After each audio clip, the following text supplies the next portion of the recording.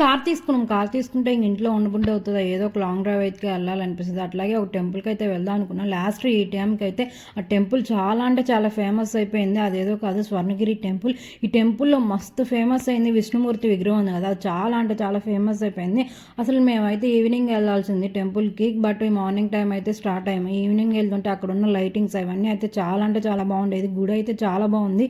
అక్కడ ఉన్న Hanuman temple and అక్కడ గంట ఉంది కదా, ఆ గంటనైతే ఇప్పుడు కొట్టడానికి పర్మిషన్ లేదు. ఇది వరకు అయితే చాలా రీల్స్లో అయితే చూసాను, ఆ గంటనైతే ఇట్లా కొట్టడం. ఇప్పుడైతే పర్మిషన్ అయితే ఇవ్వలేదు.